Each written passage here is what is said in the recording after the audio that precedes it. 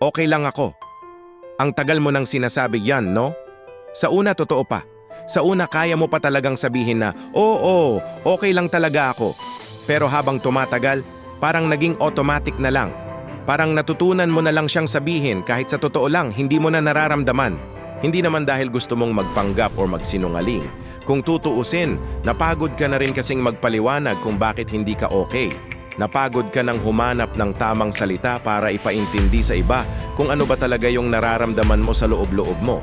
Minsan, mas madali na lang talagang ngumiti kaysa sagutin yung tanong na, "Kamusta ka?"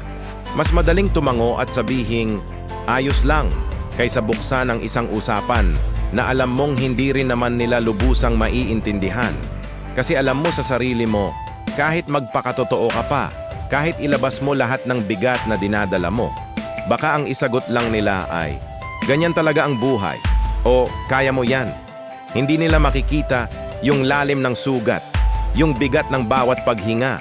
Kaya ayun na lang, ngiti na lang sa labas, sabay bulong ng, "Okay lang ako."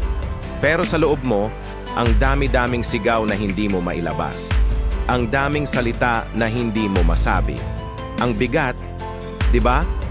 Yung pakiramdam na mag-isa ka lang sa kwarto mo, tahimik kang humihinga sa gabi at doon mo lang nilalabas lahat ng luha na pinigilan mo buong araw.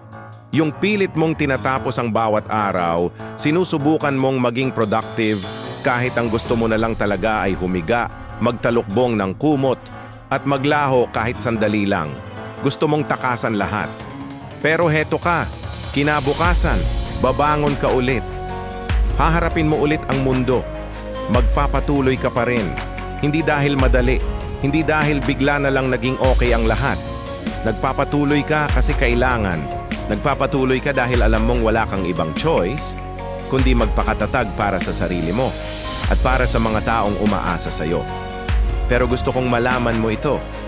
Hindi mo kailangang laging okay. Valid yang pagod mo. Valid yang lungkot mo. Hindi mo kailangang itago yung sakit para lang magmukhang malakas sa mata ng iba. Ang totoo, hindi kahinaan ang pag-amin na nasasaktan ka o napapagod ka. Kasi minsan, yung pagsabi ng totoo, yung pag-amin sa sarili mo na, "Hindi ako okay ngayon, pagod na ako," yun ang pinakamatapang na bagay na magagawa mo. Yun ang unang hakbang ng totoo mong paghilom. Doon nagsisimula ang lahat. Kapag tinanggap mo na kailangan mo ng pahinga, doon ka magsisimulang gumaling. Hindi mo kailangang pasanin ang mundo mag-isa. Minsan, ang kailangan mo lang ay isang taong makikinig ng walang panghuhusga. At kung wala kang mahanap na ganon sa paligid mo, tandaan mo na maraming resources online at mga professional na handang tumulong. Ang mahalaga ay alagaan mo ang sarili mo. Yakap. Kung nakaka-relate ka sa usapang ito, i-comment mo naman sa ibaba kung anong kwento sa likod ng "I'm fine" mo. Huwag kalimutang mag-subscribe para sa mas marami pang ganitong makabuluhang usapan. Salamat sa pakikinig.